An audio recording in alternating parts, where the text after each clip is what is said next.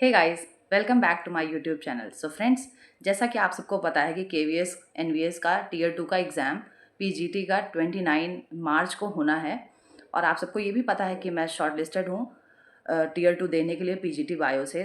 और आप सबका ये कमेंट था कि कैसे आप प्रिपरेशन कर रहे हो, उसके बारे में थोड़ा सा आप शेयर करिए। सो फ्रेंड्स, जैसा कि मैं आपसे बताऊँ कि बहुत अच्छे से मैं नहीं कह सकती, लेकिन हाँ, ये है कि सिलेबस को मैंने शुरू कर दिया था कभी का, मतलब 15 दिन अब तो हो गए। मैंने सिलेबस स्टार्ट कर दिया था, ऑलमोस्ट मेरा सिलेबस कंप्लीट होने वाला है। और अभी क्या है, मतलब मैं पहले तो मैंने सोचा कि मैं बुक से स्टार्ट करती हूँ, बुक रीडिंग शुरू करती हूँ। लेकिन क्या है कि 12th पास आउट किए मुझे 10 साल लगभग हो जा रहे हैं। तो बुक को फिर से रीड करना थोड़ा-सा बोरिंग जैसा लग रहा था। मतलब 1-2 पेज पढ़ने के बाद मुझे वो इंटरेस्ट नहीं आ रहा था। तो फिर मैंने उसके लिए सोचा कि मैं कुछ और ट्राई करती हूँ। फिर मैंने सोचा मैं वीडियोज़ देखती हूँ। तो मुझे फिज़िक्स वाला का वीडियोज़, कई सारे वीडियोज़ उनके हैं जो अर्जुना बैच के हैं, विजेता बैच के हैं। मतलब वो हर साल क्या होता है, वो मतलब नए-नए बैच स्टार्ट करते हैं नए-नए नाम से, और वो साल भर वो पढ़ाते हैं। और उनका क्या है, मतलब बायो का मैंने देखा जैसा, वन शॉट वीडियो है। मतलब वो 3 घंटे का 4 घंटे का वीडियो होता है। लेकिन एनसीईआरटी का चैप्टर, एक सिंगल चैप्टर 3-4 घंटे में उनका वीडियो है, वो कंप्लीट पढ़ा देते हैं। तो मैंने क्या किया, जब मुझे एनसीईआरटी में मतलब क्या है, थोड़े थोड़े टाइम बाद बोरिंग फील होने लगे। और 10 लाइन रीड करो तो 6 ही लाइन दिमाग में जाए, बाकी 4 लाइन स्किप हो जाए। तो मैंने इसके लिए सोचा कि मैं वीडियो वगैरह देख करके जब शुरू करूँगी तो फिर मेरा इंटरेस्ट जगना शुरू होगा। तो मैंने उनके वीडियोज़ शुरू किए, वीडियोज़ देखना। और क्योंकि आपको पता है कि मतलब वीडियो यूट्यूब पे थोड़ी-सी स्लो होती है, तो मैं फ़ास्ट पे 1.5 पे चला कर के मैं उसे देखती थी। तो उनके थ्रू जो, मतलब उनके वीडियोज़ के थ्रू जो मेरा सिलेबस है वो ऑलमोस्ट कंप्लीट होने को है। ये देखिए, ये मैं आपको दिखाती हूँ, जो मैंने हाइलाइट कर रखे हैं वो सारा मेरा पोर्शन कंप्लीट हो चुका है। Morphology of flowering plants, living word, biological classification हो गया, सेल का हो गया, सेल साइकिल मैंने पढ़ा, बहुत अच्छे से उन्होंने सेल साइकिल पढ़ाई है। फोटोसिंथेसिस हो गया, रेस्पिरेशन हो गया, प्लांट ग्रोथ एंड डेवलपमेंट ये। फिर मैंने breathing, exchange of gases, body fluid and circulation अभी मैं नहीं पढ़ पाई हूँ। एक्सक्रीटरी प्रोडक्ट एंड एलिमिनेशन, इसमें मैंने हेनलेज लूप तक पढ़ा, उसके बाद मुझे बिल्कुल मज़ा नहीं आया, तो मैंने अभी उसको वहीं पर छोड़ दिया, क्योंकि उसके चक्कर में टाइम बर्बाद करना और इंटरेस्ट नहीं आए तो फिर मज़ा नहीं आता है। तो मैंने उसको अभी वहीं पे छोड़ दिया है। मतलब ऑस्मो रेगुलेशन, और हाँ, यहाँ तक मैं मतलब पढ़ी थी थोड़ा सा, लेकिन उसका मुझे मज़ा नहीं आया। लोकोमोशन एंड मूवमेंट, ये मैंने आज कंप्लीट किया हुआ है, जिसमें मतलब जो एक एक बोन के नेम्स हैं वो थोड़ा सा कॉम्प्लिकेटेड हो रहा है उन्हें याद करना। लेकिन मुझे नहीं लगता कि इससे डिस्क्रिप्टिव आने वाला है, तो इसलिए मैं इस पे बहुत ज़्यादा ध्यान नहीं दे रही हूँ। बस मैंने वीडियो देख लिया है, नहीं हुआ तो लास्ट मोमेंट पे 2x स्पीड पे एक बार और देख लूँगी। और इससे बहुत आएगा तो ऑब्जेक्टिव ही आएगा। मतलब जैसे एक चैप्टर देख के लग जा रहा है ना, क्या आएगा, मतलब डिस्क्रिप्टिव जहाँ पे है, कॉन्सेप्ट है, वहाँ पे समझ में आता है कि हाँ, यहाँ हो सकता है। तो न्यूरल कंट्रोल एंड कोऑर्डिनेशन, ये मैं आज शुरू करने वाली थी अभी थोड़े टाइम में। केमिकल कंट्रोल एंड इंटीग्रेशन, ये मैंने नहीं शुरू किया। ये जैसे क्या है, इसमें मतलब हार्मोन्स वगैरह के बारे में बहुत कुछ पढ़ रखा है, तो ये है कि अगर इसमें नहीं भी पढ़ूंगी तो इससे मतलब लगभग क्वेश्चन हो जाएंगे। और ये सारे ऐसे चैप्टर हैं जिनमें मतलब थोड़ा सा डिस्क्रिप्टिव क्वेश्चन मुश्किल है आना। जैसे सेल साइकिल का हो गया, कोई भी फेज़ पूछ सकता है, माइटोसिस, मियोसिस का। तो वो डिस्क्रिप्टिव में मतलब एक होता है ना कि मतलब लग जाता है कि आएगा, नहीं आएगा, इस टाइप के। तो उससे उसको मैंने उस सब तरीके से पढ़ा है। फिर रिप्रोडक्शन में गैमेटोजेनेसिस, स्पर्मियोजेनेसिस हो गया, ooजेनेसिस हो गया। तो क्या पता ये डायग्रामेटिक क्वेश्चंस है, तो इनमें आ सकता है।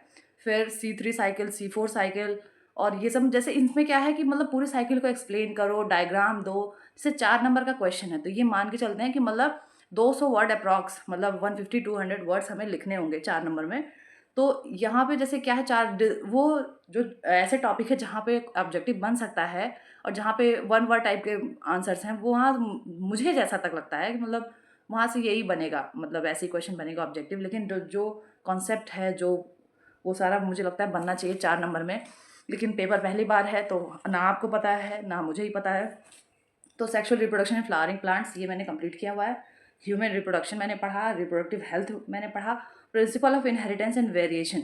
इसमें क्या है, इसमें कुछ जैसे लॉज जो है, जैसे सेग्रीगेशन का लॉ हो गया, इनकम्प्लीट डोमिनेंस का हो गया, आप को डोमिनेंस का हो गया, या फिर इनहेर वो क्या कहते हैं, देखिए हाँ, पॉलीजेनिक इनहेरिटेंस हो गया, ये सब क्रोमोसोमल एब्यूलेशन हो गया, इन सब पे क्या पता शॉर्ट नोट आ जाए। लेकिन वैसे ये भी जो चैप्टर है ये भी मतलब वैसा ही है कि 1 वर्ड वाले ऑब्जेक्टिव वाले क्वेश्चन इससे बने। तो ये भी principle of inheritance and variation मैंने नहीं पढ़ा है, ये मैं लास्ट में पढ़ूंगी, क्योंकि इसमें क्या है मतलब टर्म्स ऐसे हैं जो स्किप हो सकते हैं माइंड से, और ये मतलब इंपॉर्टेंट चैप्टर भी एक तरीके से। और फिर मॉलिकुलर बेसिस ऑफ इनहेरिटेंस, इसमें मैंने बहुत थोड़ा इसको शुरू किया था, लेकिन ये जैसे क्या है ये कॉन्सेप्ट बेस्ड है, इसमें आप इधर उधर का कहानी कुछ भी नहीं लिख सकते हो। तो ये सब मैंने थोड़ा सा लास्ट के लिए रखा है कि लास्ट के 10 डेज़ में मैं ये सब शुरू करूँगी। वैसे इवोल्यूशन मैंने पढ़ लिया है, ह्यूमन हेल्थ एंड डिजीजेज मैंने पढ़ा हुआ है, organism and population ecosystem biodiversity ये मैंने पढ़ा। मतलब मेरे बायोटेक के दोनों chapter, principle and process, biotechnology and its application, ये बचा हुआ है। मॉलिकुलर बेसिस ऑफ इनहेरिटेंस बचा हुआ है, और फिर principle of inheritance and variation बचा हुआ है, और केमिकल कंट्रोल एंड कोऑर्डिनेशन बचा हुआ है अभी। न्यूरल कंट्रोल एंड कोऑर्डिनेशन मैं आज पढ़ूंगी इसको। फिर बॉडी फ्लूइड एंड सर्कुलेशन ये भी मेरा बचा हुआ है। एक्सक्रेशन मैंने आधा कंप्लीट किया है। फ्रेंड्स ऐसा है ना, मतलब ये जो टाइम ड्यूरेशन है ये बहुत कम है, और सिलेबस हमारा पूरा बहुत बड़ा है। मतलब हम कह सकते हैं कि 11-12 का सिलेबस जो साल भर में कंप्लीट होता है वो हमें 1 महीने में कंप्लीट करना है। और सबसे बड़ी बात डिस्क्रिप्टिव है। जैसे ऑब्जेक्टिव होता है तो आप मतलब 3-4 घंटे लगातार ये है कि मतलब ऑब्जेक्टिव लगा सकते हो, लेकिन जहाँ पे रिटन का मैटर है वहाँ पे आप 2 घंटे 3 घंटे से ज़्यादा राइटिंग की प्रैक्टिस कर ही नहीं सकते हो। तो फ्रेंड्स मैंने राइटिंग की प्रैक्टिस तो अभी नहीं करी है, लेकिन ये है कि मैं मतलब शुरू से ही जब मैं 12th में थी, बीएससी एमएससी ये सारी चीज़ें जब मैंने करी थी तो मेरी आदत है मैं लिख लिख के पढ़ती थी। तो जो भी चीज़ें हैं मतलब फिजिक्स वाला की क्लासेस से जो मैं पढ़ी हूँ वो मैं देखिए ये नोट्स के जरिए मैं मतलब पढ़ती हूँ।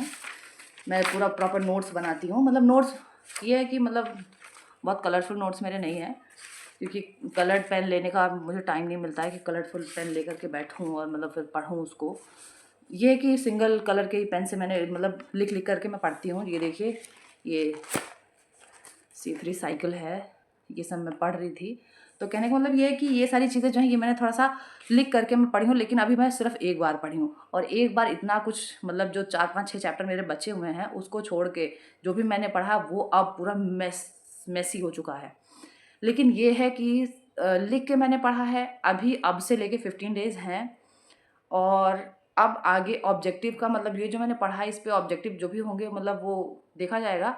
वैसे जो मैंने आपको बुक बताई थी वो बुक मैंने मंगाई हुई है, मैं उससे मतलब कभी कभी जब बोर होने लगती हूँ तो मैं सॉल्व कर पाती हूँ। वैसे बहुत ज़्यादा टाइम तो वैसे भी नहीं मिल पाता पढ़ने को, लेकिन ये है कि मतलब ऑब्जेक्टिव मैं उसी से तैयारी करने वाली हूँ। लास्ट मोमेंट पे 1 हफ्ते तो मैं ऑब्जेक्टिव ही पढ़ूंगी, और रही बात कुछ क्वेश्चंस की तो वो मतलब उसका डिस्क्रिप्टिव की तैयारी करूँगी। वैसे मैंने एक बुक मंगाई थी कि बायोलॉजी की शॉर्ट नोट, ये क्लास 11 की, देखिए ये मेरे बच्चों ने गोद दिया है, और वो हमेशा मुझे देखते हैं ना बुक कॉपी मेरी इधर उधर, तो वो कहीं भी पेन पाते हैं तो वो लिख पढ़ के उसको कहानी ख़त्म कर देते हैं। वैसे ये बुक बहुत ही अच्छी है, इसमें चैप्टर वाइज आप देख सकते हैं, चैप्टर वाइज इसमें सब कुछ दिया हुआ है। जैसे ये देखो ये लिविंग वर्ड है, और पूरे चैप्टर का शॉर्ट नोट इसमें दिया हुआ है। फिर ये आपका डाइवर्सिटी इन लिविंग ऑर्गेनिज्म है, कैसे कैसे क्या सबका दिया हुआ है। इवन आप ये देखिए ये सेल साइकिल है, सेल साइकिल में सारे फेजेस यहाँ पे दिए हुए हैं। ये देखिए ये डायग्राम के जरिए मियोसिस और माइटोसिस के सारे फेजेस हैं।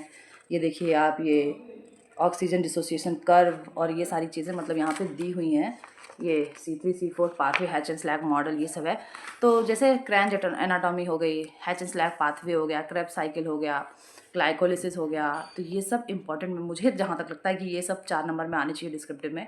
तो मैं अभी इन सबको एक बार ही तो मैंने पढ़ा है, लेकिन जैसे क्या होता है एग्ज़ाम में आपके पास कुछ भी साइड में नहीं होता है, तो आपको खुद अपने दिमाग से सारी चीज़ें करनी होती हैं। तो उसके लिए जब आपको word to word, line to line सब चीज़ें आपके दिमाग में होंगी तभी आप लिख पाओगे।